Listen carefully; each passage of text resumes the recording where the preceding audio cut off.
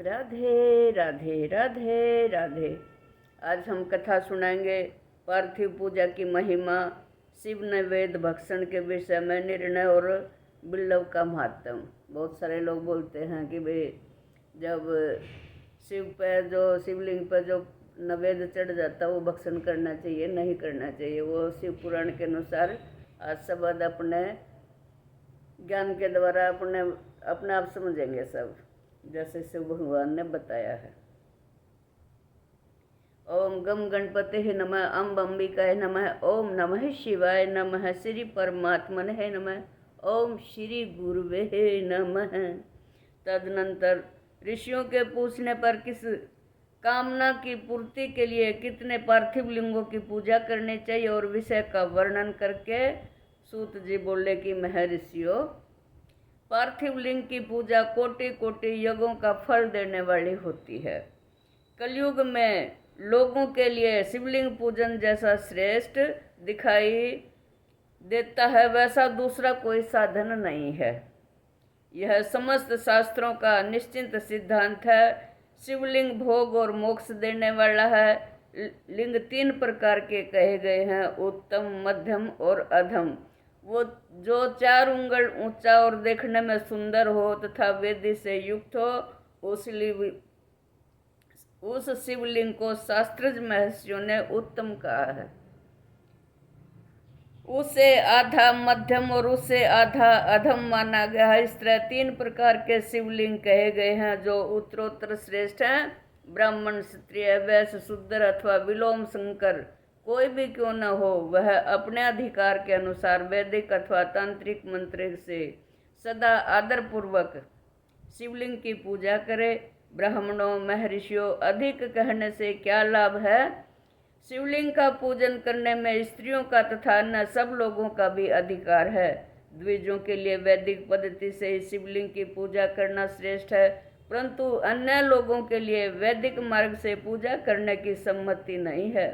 वेदज द्विजों को वैदिक मार्ग से ही पूजन करना चाहिए, अन्य मार्ग से नहीं। यह भगवान शिव का कथन है। दधीची और गौतम आदि के शाप से जिनका चित्त दग्ध हो गया है, उन द्विजों की वैदिक कर्म में श्रद्धा नहीं होती। जो मनुष्य वेदों तथा स्मृतियों में कहे हुए सत्कर्मों की अवहेलना करके दूसरे कर्म करने लगता है, उसका मनोरथ कभी सफल नहीं होता।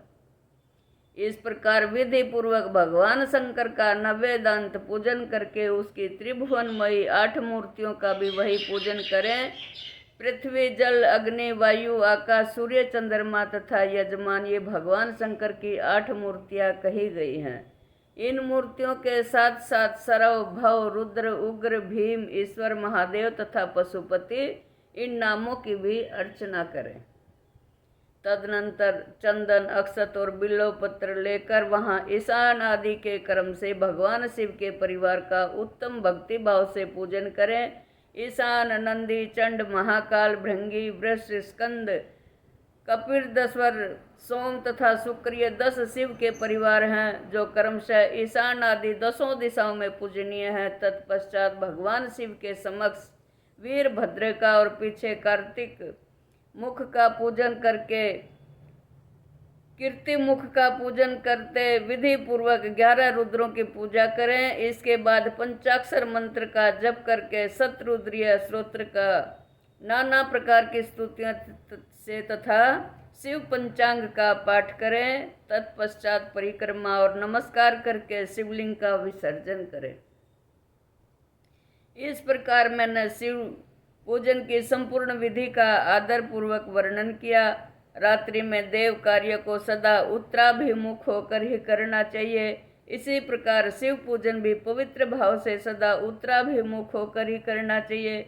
जहाँ शिवलिंग स्थापित हो उसमें पूर्व दिशा का आसरा लेकर नहीं बैठना या खड़ा होना चाहिए, क्योंकि वह दिशा भगवान शिव के आगे या सामने पड़ती है। इष्ट देव का सामना रोकना ठीक नहीं है। शिवलिंग से उत्तर दिशा में भी न बैठे, क्योंकि उधर भगवान शंकर का वामांग है। उससे शक्ति स्वरूपा देवी उमा विराजमान है।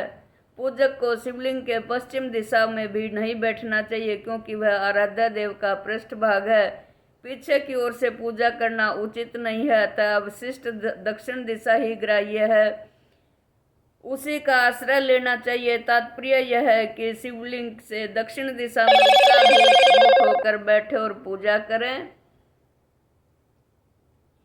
विद्वान पुरुष को चाहिए कि वह भस्म का त्रिपुंड लगाकर, रुद्राक्ष की माला लेकर तथा बिल्व पत्र का संग्रह करके भगवान शंकर की पूजा करे, इसके बिना नहीं। मुनीश्वरों, शिव पूजन आरंभ करते समय यदि भस्म न मिले तो मिट्टी से भी ललाट में त्रिपुंड अवश्य कर लेना चाहिए।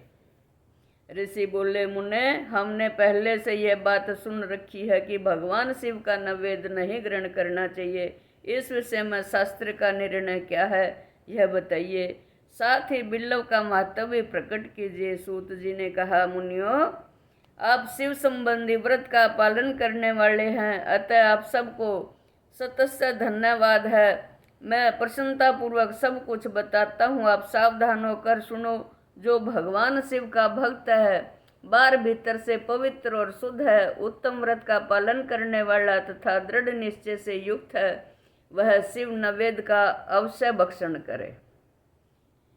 भगवान शिव का नैवेद्य अग्राह्य है, इस भावना को मन से निकाल दें। शिव के नैवेद्य को देख लेने मात्र से भी सारे पाप दूर भाग जाते हैं। उसको खा लेने पर तो करोड़ों पुण्य अपने भीतर आ जाते हैं। आए हुए शिव नैवेद्य को सिर झुकाकर प्रसन्नता के साथ ग्रहण करें और प्रयत्न करके शिव स्मरण पूर्वक उसका भक्षण करें। आए हुए शिव नैवेद्य को जो यह कहकर कि मैं इसे दूसरे समय में ग्रहण करूंगा लेने में विलंब कर देता, वह मनुष्य निश्चय ही पाप से बंध जाता है।